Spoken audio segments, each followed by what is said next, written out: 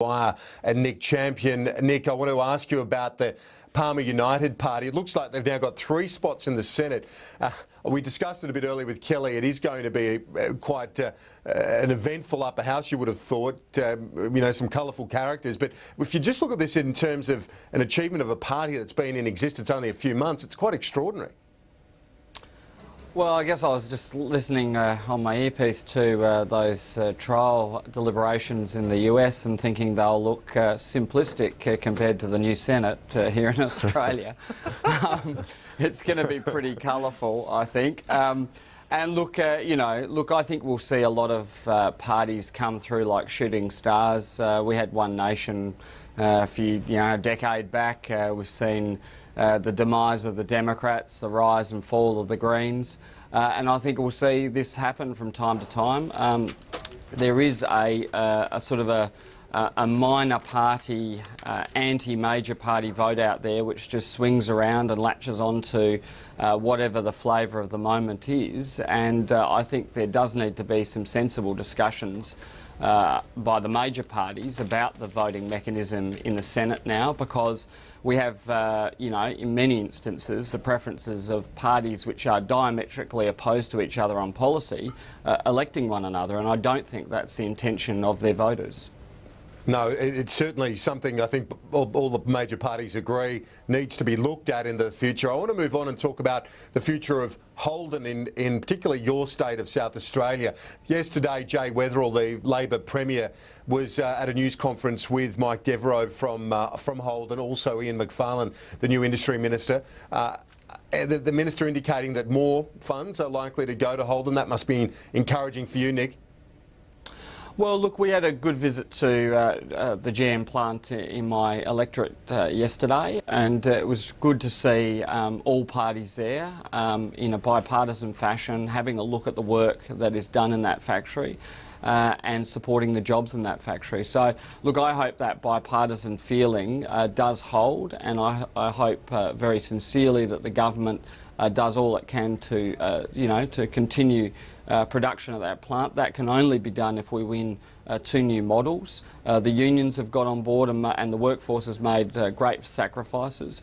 The state government is prepared to help, and certainly the Federal Minister, Ian Macfarlane, has indicated that he's going to enter into discussions in good faith. So, look, we can only hope that this is going to be his last deal. He said when he was last minister, he committed over $4 billion and didn't expect another request. Well, it has come. A few more requests have come. He said if this is his last, if there is another deal, this will be his last. Will there ever be a point in your view, you know this industry pretty well, and it's in your backyard, where you see the Australian-based automotive manufacturers surviving on their own 2 feet? Is there any possibility of that? Well, look, there would be if we faced a level playing field, but we don't. I mean, we've got the US paying over $100 per citizen to the car industry. We've got the Germans at around $90, the Europeans at similar levels, and the Japanese are deliberately lowering their currency so that they can export cheap cars to Australia. So we've got various means where governments support the car industry, and I think it's a folly if we think that we can, somehow act like there's a level playing field. But what I would say is that if this is, the last deal in the Liberal Party's mind or the Liberal government's mind, then they have to do a lot more in terms of diversification in terms of the South Australian economy to make sure that we can accommodate for any shocks in the future. Now, I hope we win 2 new models, and that takes us through to 2022, and then that at some point a future government makes a practical decision about keeping the car industry here in Australia. But it's very hard to envisage that being done without taxpayer support, given the state of the industry in the rest of the world. And for your viewers, they should understand that there's not a car on the road that isn't taxpayer subsidised. It's just a question of who's taxpayers. Yeah, well, that's the point, isn't it, Kelly O'Dwyer? That, and it's something that Mike Devereux from Holden likes to point out a fair bit as well. Well, look, I just want to pick up on something that Nick said and something that you said a little bit earlier about, this being the final deal. Look, I think we've heard all of this before. We've heard that this is going to be the final, last deal about 4 or 5 deals ago. What we know is that the era of blank cheques supported by taxpayer dollars is over. That is over. And any assistance that is provided to any industry, whether it's manufacturing or any other sector, in this country that provides an economic benefit to our nation. It needs to be done where there is a true sense of the cost benefit that derives from that investment. And the Productivity Commission is going to have a look at this and see whether there is in fact a case to be made. So I don't think we should get ahead of ourselves here. I think we should slowly, calmly and very methodically look at whether or not there is a case and whether it is justified to again dip into taxpayers' pockets and take money from them to support particular industries and particular companies. We've got to take a break. We'll be right back on AM Agenda. Stay with us.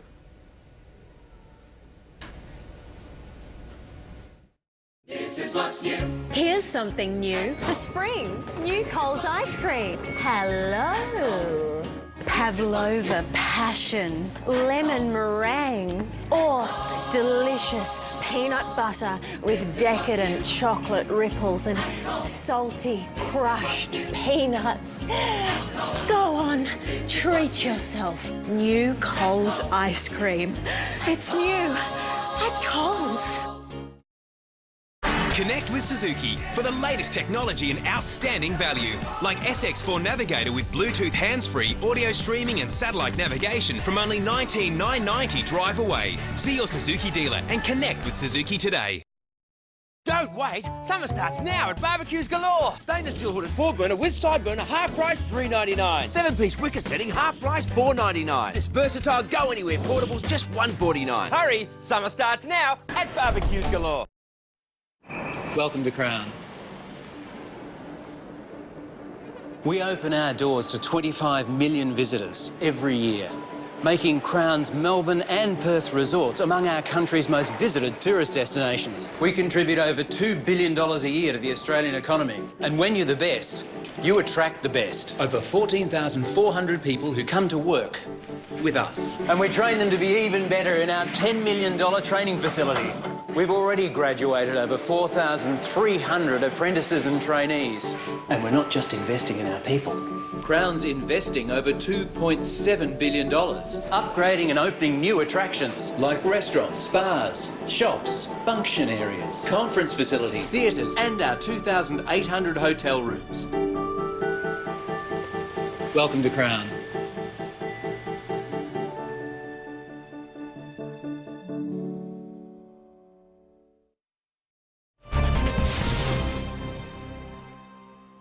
This is AM Agenda. Thanks for your company. With me this morning, Kelly O'Dwyer and Nick Champion. Kelly O'Dwyer, I want to ask you about this debate around the prospect of the coalition borrowing to spend on infrastructure, to basically to separate the debt from that used on recurrent spending to that used on capital spending. Joe Hockey's apparently going to meet up with the ratings agencies in New York next week when he's in the States for the G20 finance ministers meeting. Laura Tingle reports this today, that he will put that's in the Financial Review, that Mr Hockey is going to put that to the ratings agencies as, okay, well, this is about, you know, cost benefit analysis done on this infrastructure spend. This is where the money's going to be directed. It won't be on recurrent spending, and to try and differentiate between the debt. Can you really do that?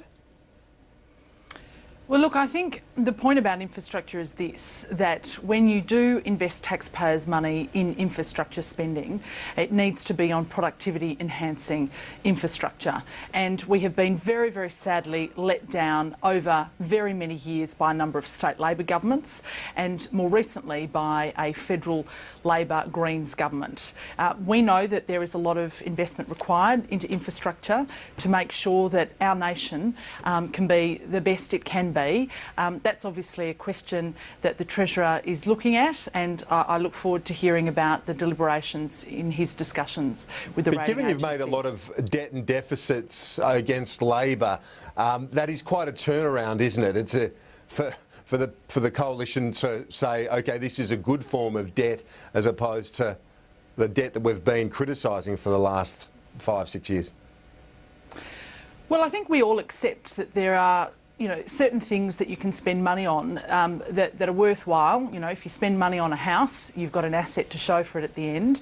Whereas if you spend money on other things like putting pink bats in roofs, that's not a good spend of money. That's very wasteful spending, particularly when you see that investment in pink bats in roofs turns into, unfortunately, $1 billion of wasted money when houses get burned and lives are destroyed. So I think everybody accepts that there are some things that it is good to spend money on as a government, and there are other things that, frankly, don't stand up to a cost-benefit analysis. The point here, though, is that, as I understand it, the Treasurer quite rightly will be having discussions with overseas rating agencies, I suspect, on a whole range of matters, and I look forward to hearing about those deliberations in due course.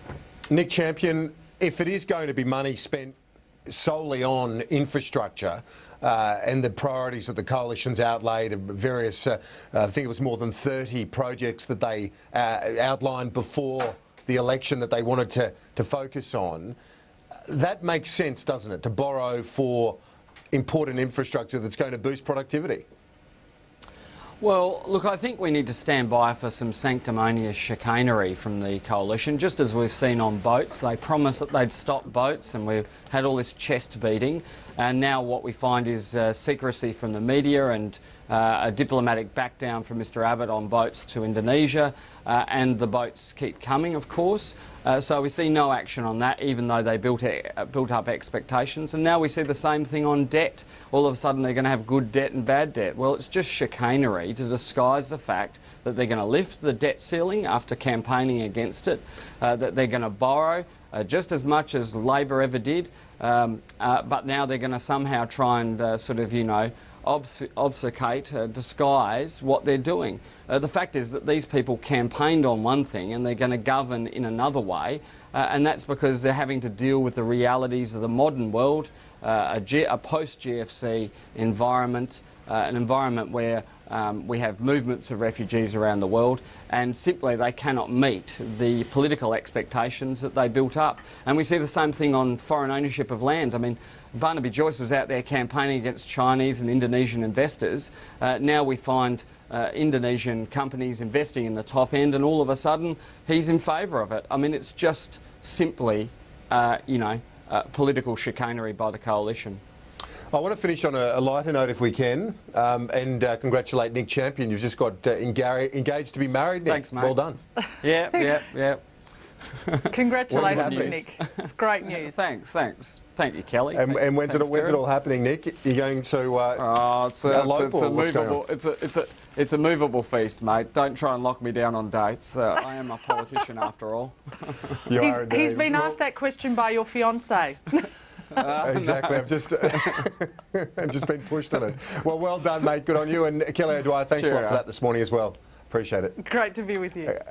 A quick break. We'll be right back on